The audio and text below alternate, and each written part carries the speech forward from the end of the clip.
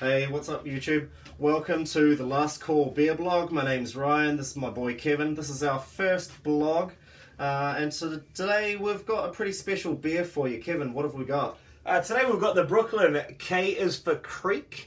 It's a beer that I won in a raffle, and I saw it just this evening for £40 a bottle. So I'm expecting something quite special from this. It's not an inexpensive beer, is it? I mean, this is something that you're not going to come across every day. So we don't expect that everybody out there is going to be especially familiar with this beer. If you are, many congratulations. It looks like a winner. If you're not, then please take this time just to hear what we're saying, and we'll see if we can't elucidate you a little bit as to what this beer is like. So, Kevin, you won this in a raffle. This didn't cost you anything, did it? It did not. Look at that. Look at that nice smoke coming from the top. Beautiful. All right. We're going to pour these out. I'm afraid, due to our limited budget, we've got wine glasses. They're the most appropriate Kriek glasses that we have today. And let's see how this pours. Now, for a lot of you out there, I mean, Kriek, it's not something that every beer drinker gets into. It's got a bit of a funny reputation. It's considered a little bit girly. It's a fruit beer. It's a beer brewed with fruit.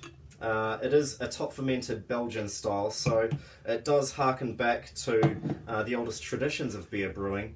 But the fact that it's beered with fruit tends to make it, I don't know, I mean, it's not the first on most people's lists. It's like drinking a peach beer or a radler. Dare I say it? Well, it's a far cry from a radler, but just on first impressions in terms of colouring it is very murky, like compared to perhaps a Boone Creek or a what's a creek you get quite often on the taps these days? Lindeman's Creek seems to be fairly popular. Which is almost see-through, transparent. I can see nothing on that. That is a very murky Kriek beer. Obviously from that, I mean... the head is still there. Yeah, it hasn't undergone the filtration that, say, like a Lindeman's Creek or even the Bone Creek has gone through. Both of those styles actually brew with Morello cherries, and they're used in the brewing process, so they're macerated with the wort to increase the flavour. But those beers are very heavily filtered, and so you end up with a very transparent, red-tinged liquid. Whereas this one obviously hasn't been filtered as much as those beers, and so you've got a much murkier, a much deeper hue to this liquid. Now, these beers have actually been brewed with cherries grown in Michigan. For most of you who have ever drunk a Kriek, the beers that you have drunk have been brewed with cherries grown in Western Europe. So maybe there's something a little bit different there. There's also the bourbon casks. These are matured in bourbon casks. Yeah. Only 6 months on the cask for this one, but I'm interested to know if we can see it. What are you getting from the aroma there, Ryan? Well, the first thing that I get when I take the nose of like a Lindeman's Creek or the Bone Creek is really an overpowering like a cherry sweetness to it. It's not cloying. I wouldn't say it's overly sweet, but it's definitely the foremost aroma that you get. With this one, there's kind of a funky smell to it, and that's probably due to the Brettanomyces yeast, which is used in this. Typically, that's a yeast that you would use with top fermented lambic style beers, of which this is obviously a prime example, and this is a bit of a departure for Brooklyn Brewery, who typically would go for the cold fermented lagered style beers. So a bit of a departure from them, and something that I'm really interested in trying here, but you can really get that on the nose. What about yourself? Yeah, I'll be honest, I'm ready to dive right in. I'm not getting any of the bourbon cask though, are you? I'm getting nothing of the bourbon cask, but not a lot. I was hoping for kind of, because of the thickness of this, before I'd smelt it, I was hoping for more of a kind of like a glacé kind of cherry, kind of that kind of a smell. But I'm not getting that. But nonetheless, I'm ready to dive right in. Yeah. Cheers. Cheers. Cheers.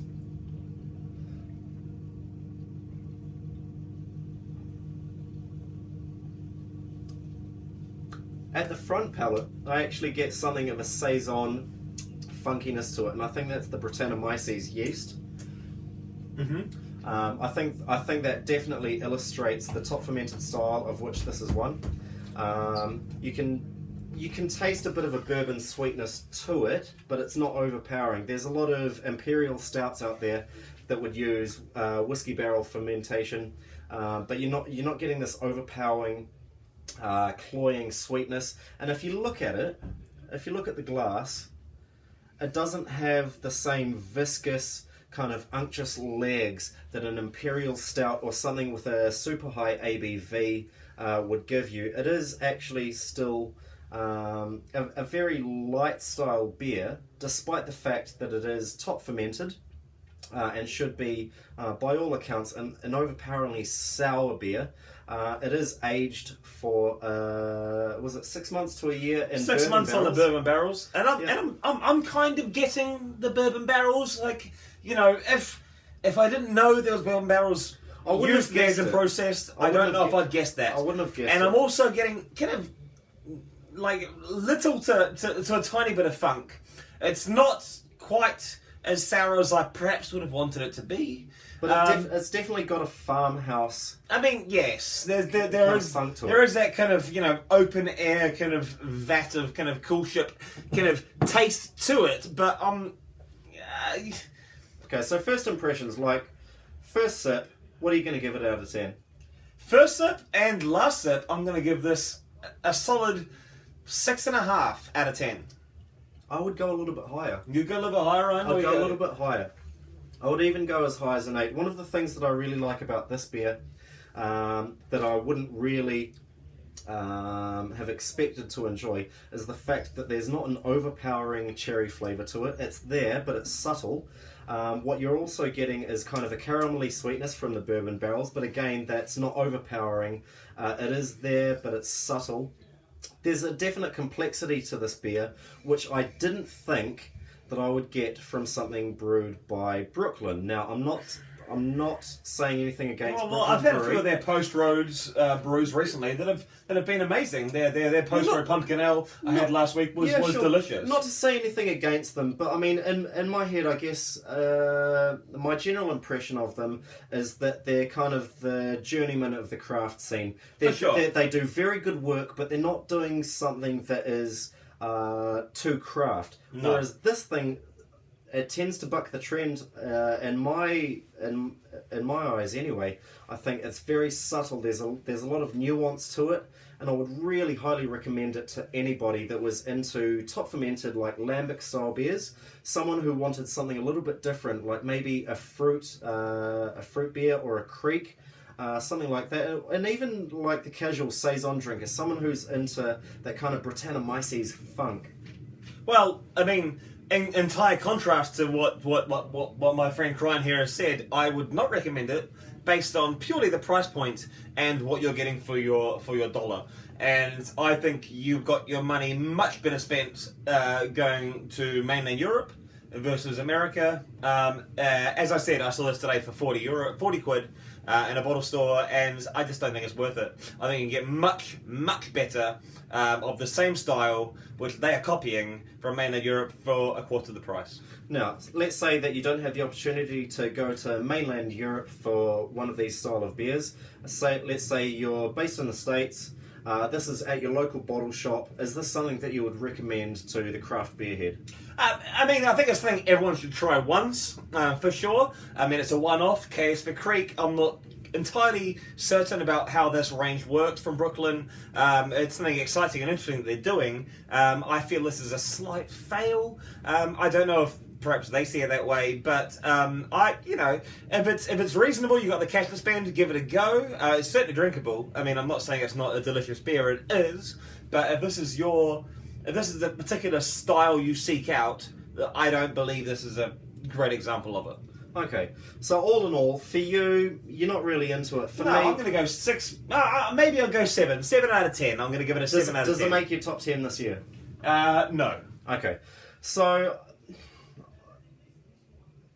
I guess I would have to agree. Maybe it's not in my top 10 for this year, Am I glad I tried it? Absolutely. For me, it's a departure from what Brooklyn usually do.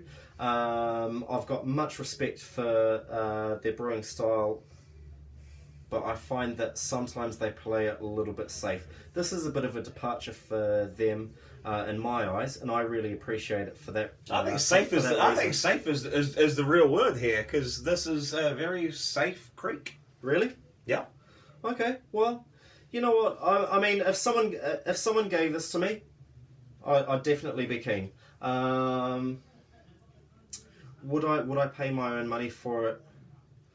I'm not entirely sure. Well, this is my point. If I had paid in a bottle, okay, I would never have bought a bottle like this for 40 quid in a bar, but in a bottle store that was retailing for 30 pounds. If I'd have bought that, which I probably would have, I would have spent that money expecting it to be amazing. I'd be feeling quite disappointed right now.